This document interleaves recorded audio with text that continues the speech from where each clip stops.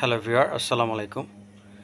মহান বিজ্ঞানী আইনস্টাইনের বহু পূর্বেই আলকিন্দি বলেছিলেন যে পদার্থবিজ্ঞানের সকল সূত্র সকল জায়গায় সবসময় খাটে না।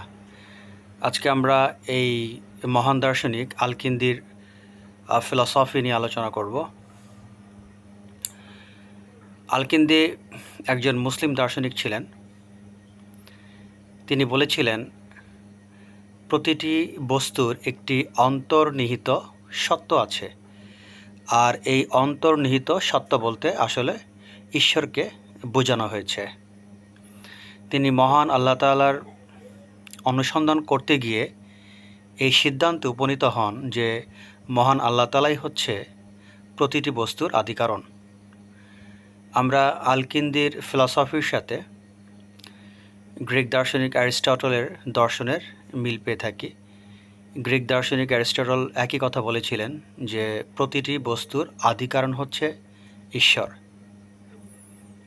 আলকিন্দি প্লেটোর আত্মা বিষয়ক মতবাদের দ্বারা ব্যাপকভাবে প্রভাবিত হয়েছিলেন, অর্থাৎ প্লেটোর আত্মা বিষয়ক মতবাদ আলকিন্দিকে ব্যাপকভাবে আলোড়িত করেছিল।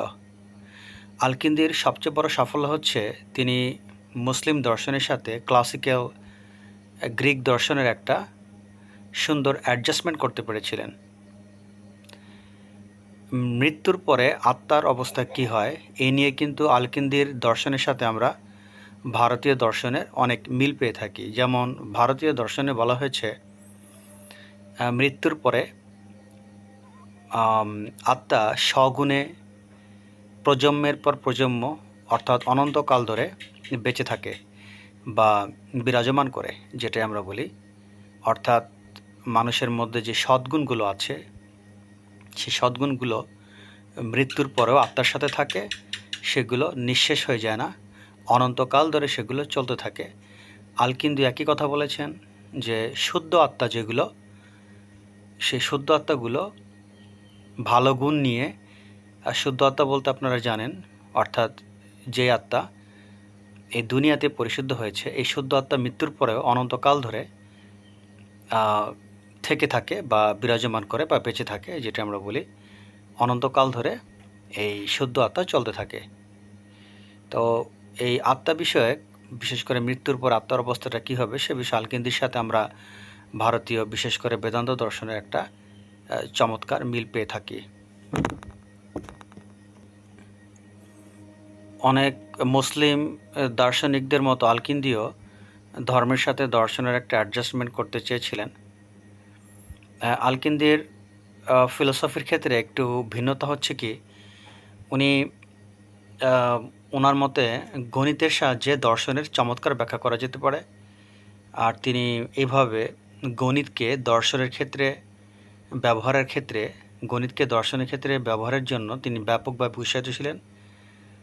তিনি চেয়েছিলেন যে গণিতকে দর্শনের সাথে অ্যাডজাস্টমেন্ট করার জন্য, অর্থাৎ দর্শনের জটিল সমস্যা সমূহ সমাধানের সিদ্ধান্তে আসতে তিনি গণিতের ব্যবহারে উৎসাহিত ছিলেন। তার সাথে আমরা আধুনিক বিজ্ঞানী রেনে দেকার্তের মিল পেয়ে থাকি। রেনে দেকার্তও কিন্তু অনেক মৌলিক বিষয়ের সংশয়গুলো মীমাংসা করার জন্য তিনি কিন্তু গণিতের সাহায্য নিয়েছিলেন। এই হিসাবে আমরা রেনে দেকার্তের সাথে কিন্তু আমরা আলকিন্দির একটা মিল পেয়ে থাকি। অনেক দার্শনিকের মতো আলকিন্দিও জ্ঞানতত্ত্বের ব্যাপক বা বিশদভাবে আলোচনা করেছিলেন। তিনি বুদ্ধিভিত্তিক, ইন্দ্রিয়ভিত্তিক এবং ইন্দ্রিয়ভিত্তিক ও বুদ্ধিভিত্তিকের মাঝে সমন্বয় করার জন্য তিনি কল্পনার আশ্রয় নিয়েছিলেন। অর্থাৎ ইন্দ্রিয়ভিত্তিক জ্ঞান, বুদ্ধিভিত্তিক জ্ঞান এবং এই দুটোকে অ্যাডজাস্টমেন্ট করার জন্য তিনি আশ্রয় নিয়েছিলেন কল্পনার। তার মতে ইন্দ্রিয়ের সাহায্যে আমরা অভিজ্ঞতা অর্জন করি, আর বুদ্ধি আমাদের প্রজ্ঞার পরিচয় দেয়। তার এই জ্ঞানতত্ত্বের সাথে আমরা জার্মান দার্শনিক ইমানুয়েল কান্টের জ্ঞানতত্ত্বের একটা অনুপম আমরা মিল পেয়ে থাকি।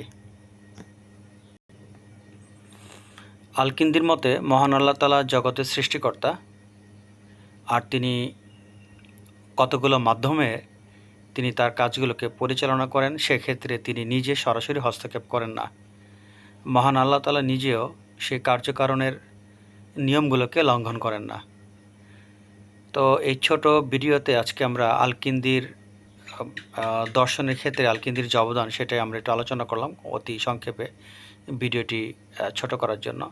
আশা করি আপনারা আল-কিন্দির দর্শনটাকে মোটামুটি বুঝতে পেরেছেন। তো আজকে এখানে ভিডিওটা শেষ করছি। সবাই ভালো থাকেন। আল্লাহ হাফেজ।